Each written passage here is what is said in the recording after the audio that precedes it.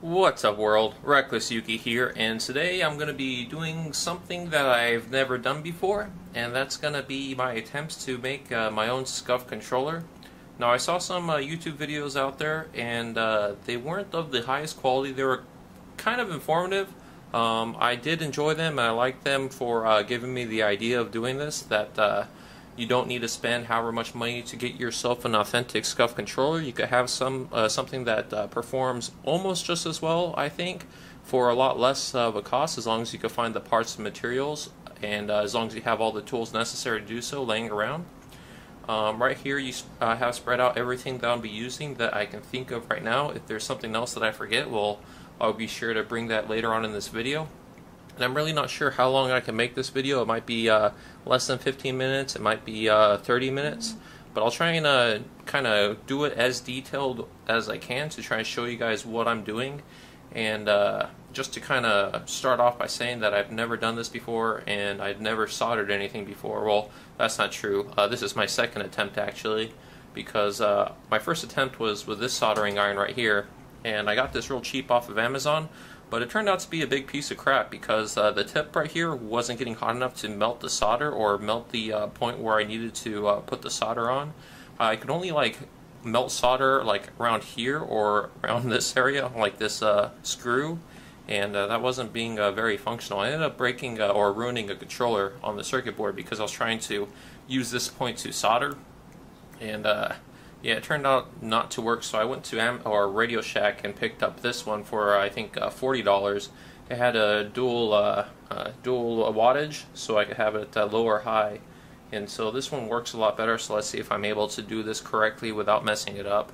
But this I'm going to use to kind of melt the plastic on the controller, because there's some parts of the controller that you're going to have to kind of melt and reform in order to make this work inside. So this has turned into my permanent plastic deforming, reforming tool, I guess. So it's not completely useless. And then just go through the other tools. I got some solder right here. I have this dry brush in case I get a little bit too much on the solder somehow, and I need to like just wipe it off. I like to use that instead of this wet sponge. I have this thing right here, which is supposed to be an extra hand, so allow me to hold the wire in place with these little clips. So that'll make my life a lot easier when doing this, and I'd highly recommend something like this, because I was doing this last night without it, and it was a big pain in the butt. So here's attempt number 2, and I bought one of these to make it easier. Drill to drill out various holes in the controller, and then 2 different sizes of drills. I have these will be my back buttons for my I guess my own version of the Scuf controller. I really like these. These are momentary push button switches that are normally open, so when it's not pressed, the circuit is open, so it's not acting anything, and then when you do press this, it closes the circuit and it does the function it's meant to do. So, and it has a very nice click. I do enjoy this, so hopefully this works out well. I have a wrench here just to kind of secure the hardware that secures the back of these buttons. 2 different colors of 22 gauge wire that I'll be using to wire up the internals of the controller. I have an X-Acto knife to scratch off some of the internal of the circuit board in there that I'll show you in a little bit. And to take apart the stock Xbox controller, you need a special Torx bit. This is a size 8 Torx, and it's like the little star pattern, but in order to use the Torx to disassemble the Xbox controller, it has to have this stupid little hole in here because it's tamper-proofed. And so I ended up buying one of these on Amazon for like $4. Now you don't need to buy this specifically on Amazon. You could go out and get like a complete Torx set, and some of them do come with these tamper-proof ones, but my Torx set did not have it, so I just went out and or purchased this online. And I got a pair of pliers and wire cutters. The wire cutters obviously just to cut the wires and stuff, and the pliers just to kind of hold the other side, so I'm able to strip the wires easier. This right here is my whiteout pen, and I'll be using this to kind of mark the point at which when I pull the trigger it does the firing and aiming on the Modern Warfare 3. And so that's what we're going to use to make some trigger stops. And this is what I'll be using for trigger stops, is just some metal screws I picked up at Lowe's. and I think these are pretty good size, and I made sure I got the round top, not any hex top, but round, so I can make sure that it doesn't matter how I screw it in. So it'll maintain the point of contact in which when I pull the trigger it contacts the back case of the controller. And some things about this controller that I really love. This is my Scuf controller. Some of you know that I do purchase this recently, and I'm going to try and mimic all the features I can with this onto this controller, like do it myself. And the only one that I'm not going to be able to do, because for one I don't know how they did it, and two I don't want to open up the controller in order to look at it, because I don't know, I don't want to open up my $117 Scuf controller.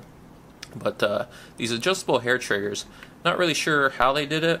I think these are really cool, but there's not something you definitely need. I feel that as long as I put a trigger stop on the regular Xbox trigger, it will be just as fine. And got the back paddles covered with those buttons. I'll be taking out the rumble packs on the new controller just to make room for the buttons. And these domed analog sticks, I spent a while on online trying to research what analog sticks would be sufficient replacements of those, because these domed analog sticks, a lot of people will say that they're PlayStations. I thought they were PlayStation as well, but it turned out that Scuf actually makes those themselves, so they're their own domed analog stick. And so I called PlayStation and asked them if I was able to just, special order their domed analog sticks just as a replacement part, but they informed me that I'm not able to. In order to get a PlayStation's controller domed analog sticks, you have to actually just disassemble a complete analog or a complete controller, and you can get it from either like maybe GameStop used or eBay. And I don't really feel comfortable with doing that and ordering a controller off eBay, because a lot of them I've noticed people are selling them because they pretty much bought the controller disassembled, swapped it out with the Xbox analog sticks, and then are trying to sell it off as just a PlayStation controller because someone else already had the idea. So I just disassembled my controller just to kind of give a comparison of what's out there. And right here you see that this is my stock Xbox controller analog stick. It has the convex top, and this right here is a stock PlayStation analog stick with the dome top or the convex, and they're pretty much the same. The PlayStation is a little bit taller, as you can see, so if that's something that bothers you as far as the height of it, that might not be a route that you want to take. But also one key thing is that the Control Freak, if you guys play with Control Freaks like I do right here, you can fit a Control Freak on both the Xbox and the PlayStation, so that's a plus. But if you don't really want to disassemble a PlayStation controller, and even looking on Amazon and eBay, you'll notice that there are knockoffs out there that you can find like this. This is a knockoff I found on Amazon. I chose to buy off Amazon because I felt it would be more reputable than eBay. But it turns out this isn't really a good knockoff. I mean, it's good as far as it will fit. The bottom seems to be the same. It doesn't look too much different as far as the shaft or this dome bottom. But one thing that I didn't really like is the tops here, and the diameter of the off-brand analog stick is larger than the Xbox and the PlayStation 3. So if you're using Control Freaks, they won't fit these. I mean, you can, like, I guess, cut little notches in here to make it work, but if you're not someone very talented enough to do something like that, then buying off Amazon or eBay is not something I would recommend. But one thing you could do if you're thinking about doing this is just leaving the stock analog stick here, and then just maybe using one of these to replace here. Since I don't use a Control Freak on my running around analog stick. I just use it for aiming.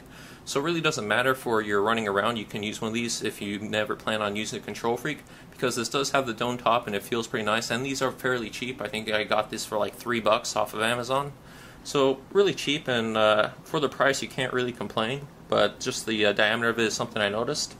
And then after doing more searching around, I came up to this one company called Evil Controllers that does a lot of like modded controllers and stuff, which I don't really care for. I don't like rapid fire controllers or any of that nonsense, but I noticed that they had this awesome domed analog stick, and they look very similar to the PlayStations, and I think these are kind of like the best for the money. I mean, these are expensive. A set of 2 of these will be $10, not including shipping. So these are pretty pricey, but I do like these. If you like kind of the way your controller looks, this little evil logo is pretty cool, I think.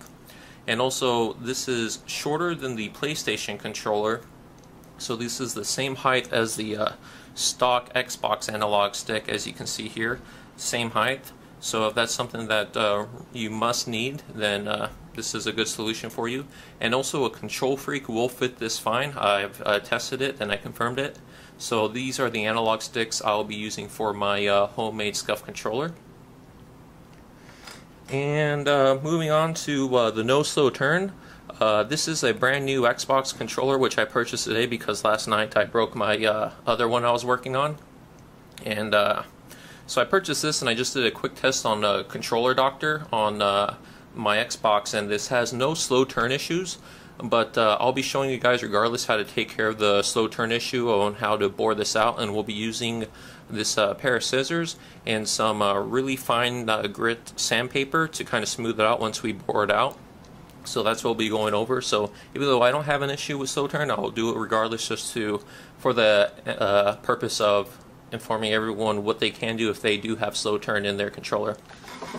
And lastly, as far as this awesome Scuf grip, like, I do actually in fact like the Scuf grip. I find it very handy, especially when I'm gaming, because sometimes my hands actually do get sweaty. Never noticed it before until it was brought to my attention with this nice grip. And then when I'm gaming, like, usually these 2 fingers are kind of holding the controller, my middle fingers are pressing these back buttons. So it's kind of nice having grip, so make sure that I don't slip up or not able to correctly pull the back button. Even though that might sound a little lame or kind of far-fetched, I do like the fact that the Scuf controller can have a grip, and the grip is awesome. But since I'm not able to find that military-grade paint the way that they use as easily as they probably can, I found this company called Squid Grip, and I'll be using this on my my homemade Scuf controller to kind of give also a comparison to see, like, maybe this is actually better than the paint. I don't know, but we'll give it a shot.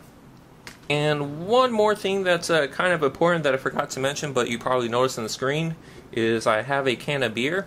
Beer is delicious, and this will assist me in getting through this project stress-free. And whenever I am thirsty, I will enjoy a swig of this delicious beverage. Now, if Japanese beers are not your thing, then you can always choose the beer that you like. I like almost any sort of beer, and I usually, depending on my mood, will drink various types.